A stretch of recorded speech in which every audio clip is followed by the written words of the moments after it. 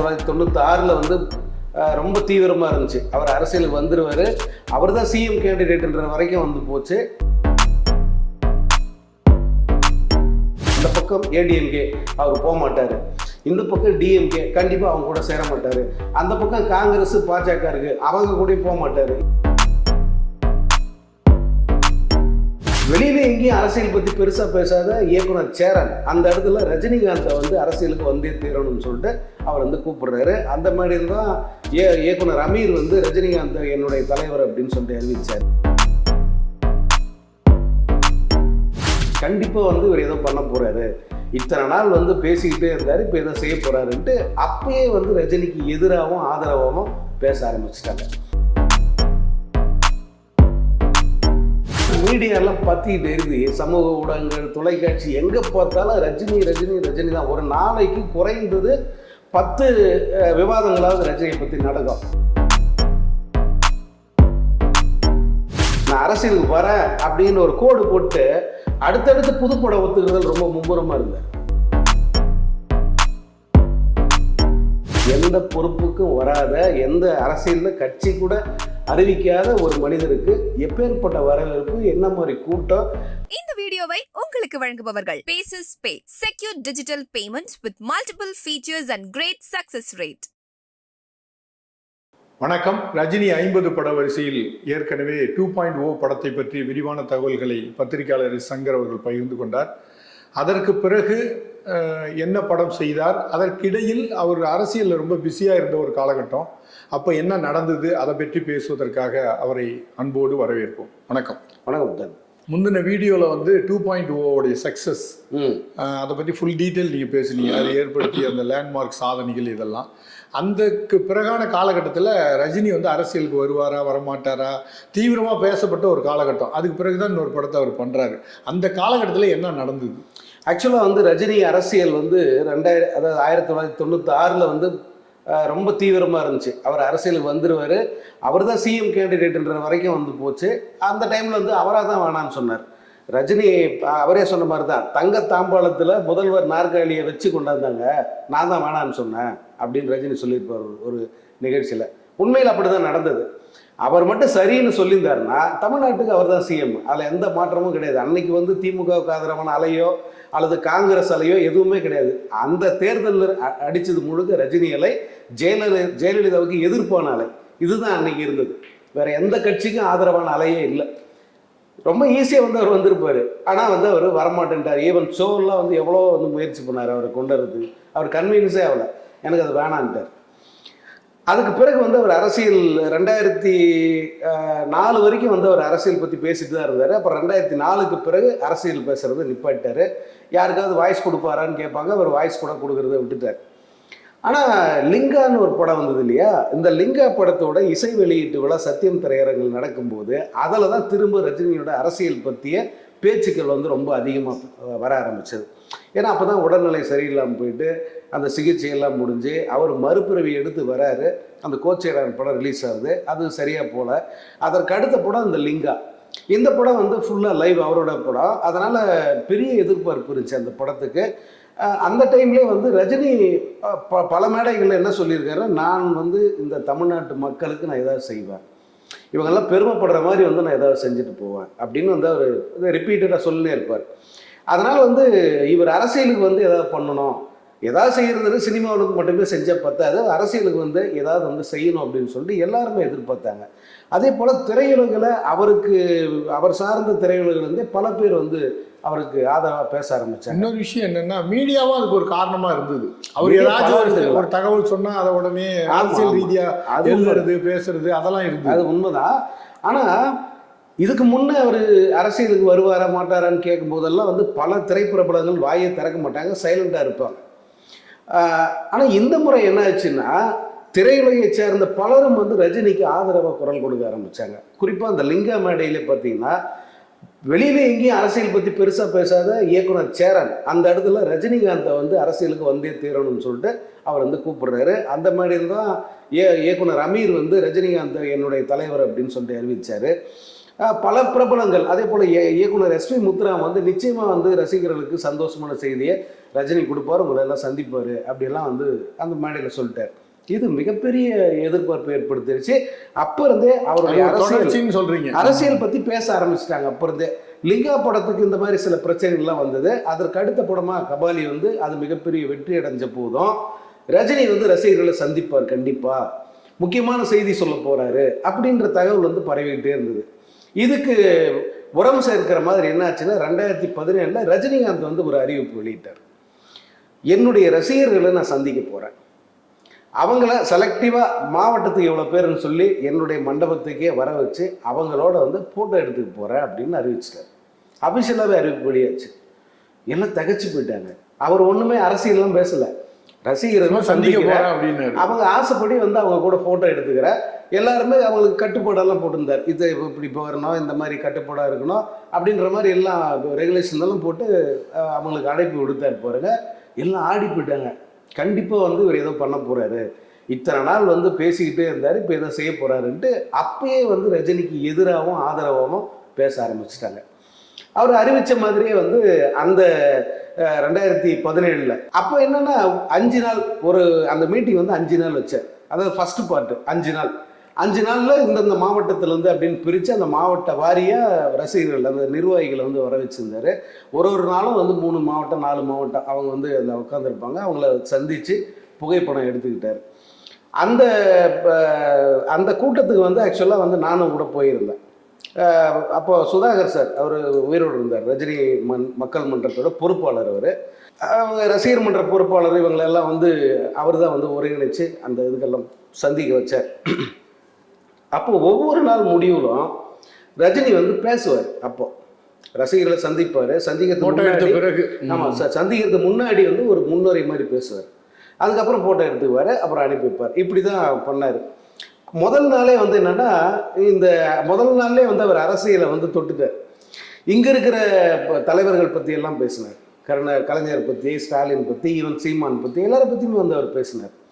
அதன் பிறகு ஒவ்வொரு நாளும் ஒவ்வொரு மாவட்ட இவங்க வரும்போது அவங்கள பற்றி பேசுறது, அவங்க மாவட்ட சிறப்பை பற்றி பேசுறது, இப்படிலாம் பேச ஆரம்பித்தார். அதில் வந்து ஒரு மாதிரி தெரிஞ்சிருச்சு ரஜினியோட அரசியல் நகர்வு எப்படி இருக்கும் அப்படிங்கிறது எல்லாருக்குமே வந்து தெரிஞ்சிருச்சு.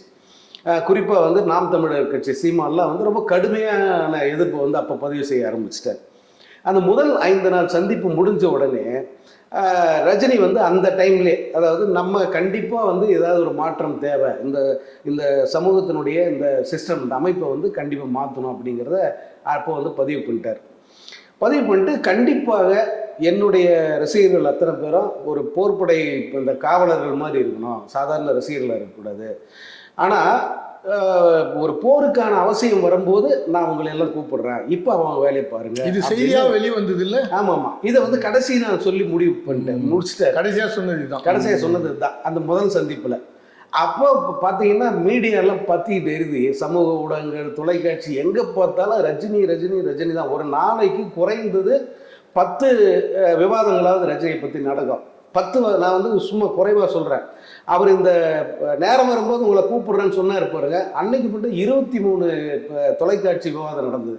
23 தொலைக்காட்சி விவாதம் ஒரே நாளில் நடந்தது ரஜினியோட அரசியல் பற்றி தான். வேறு யாரை பற்றி இப்படியெல்லாம் பேசுனாங்களான்னு எனக்கு தெரியாது. அதுக்கப்புறம் வந்து 2வது பாகம் எப்போ 2வது ஆட்களை கூப்பிடுவாரு அப்படின்னு எல்லாரும் காத்துக்கிட்டு இருந்தாங்க. அந்த டைமில் தான் ரஜினி அடுத்தடுத்த படங்கள் அறிவிக்கிறார். பொதுவாக சினிமாவில் இருக்கிறவங்க வந்து அரசியலுக்கு வர அப்படின்னாலே இந்த படங்கள் விஷயத்தில் கவனமாக இருப்பாங்க. ஏன்னா அரசியல் நம்ம நிலைப்பாடு என்ன ஆகும்னா படங்களை பாதிக்கும், ப்ரொடியூசரை பாதிக்கும். கோட்ல விஜயை பற்றி நம்ம பேசுகிறோம்ல, ஆமாம் அதெல்லாம் இருக்குது. ஆனால் ரஜினி வந்து அதில் ரொம்ப தெளிவானவர். எல்லாரும் வந்து அரசியலுக்கு வரேன்னா படத்தை நிப்பாட்டுவாங்க, அவர் அப்படியெல்லாம் பண்ணல. நான் அரசியலுக்கு வரேன் அப்படின்னு ஒரு கோடு போட்டு அடுத்தடுத்து புதுப்படம் ஒத்துக்கிறதுல ரொம்ப மும்முரமாக இருந்தார். அதுக்கு அடுத்து தான் காலா, அடுத்து 2.0 பிஸியாக வந்து அவர் நடிக்க ஆரம்பிச்சிட்டார். அதுக்கப்புறம் இதை அறிவிச்சிட்டார். அதுக்கப்புறம் என்னாச்சுன்னா 2017 இறுதியில் திரும்ப வந்து 2வது பார்ட் இந்த ரசிகர் சந்திப்பு வந்து வைக்கிறார். அதே மண்டபம் அதே மாதிரி செட்டப்பு வர வைக்கிறாரு. ரசிகர்கள் வந்து பார்க்குறாங்க. இப்போ என்னாச்சுன்னா இப்போ அவருக்கு வெளிப்படையாகவே அரசியல் பேச ஆரம்பிச்சிட்டாரு. கடைசி நாள் வந்து நான் அரசியலுக்கு வருவது உறுதி, 234 தொகுதியிலையும் தனித்து போட்டியிட்டு ஆட்சியை பிடிப்பேன் அப்படின்னு சொல்லிட்டார் அவர். அது அதாவது அரசியலுக்கு வர்றது உறுதின்றதோட நிப்பாட்டிந்தா கூட வந்து இவங்கெல்லாம் சைலண்டாக இருந்துப்பாங்க. ஆனால் நான் 234 தொகுதியில தனியாக நிற்பேன், ஆட்சியை பிடிப்பேன் அப்படின்னு இருப்பாருங்க. அதனையும் அது மட்டும் இல்லை, ஆட்சியை பிடிப்பேன்.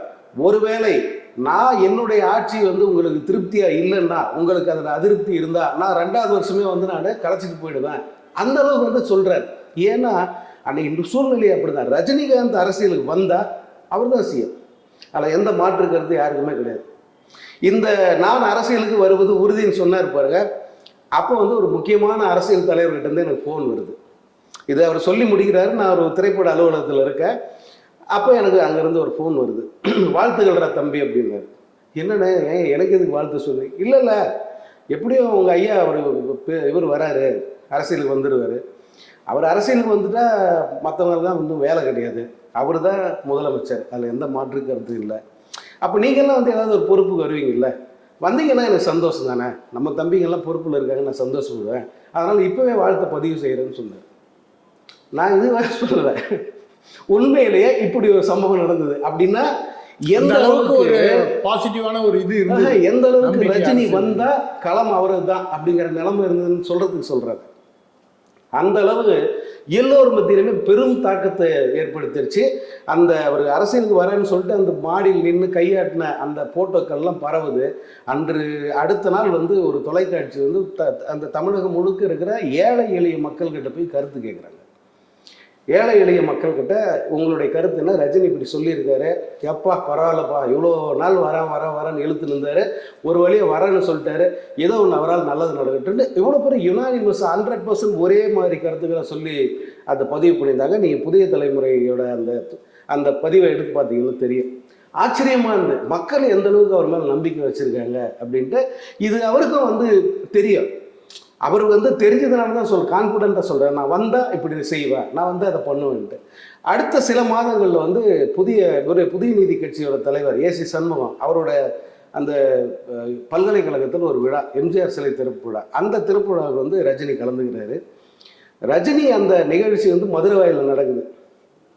அவர் வந்து போயஸ் கார்டன்லேருந்து கிளம்புறாரு. அவர் கிளம்பின நேரத்திலிருந்து அங்கே போய் சேர்ற வரைக்கும் லைவ் ஒளிபரப்பு லைவ் பண்ணாங்க எல்லாரும்.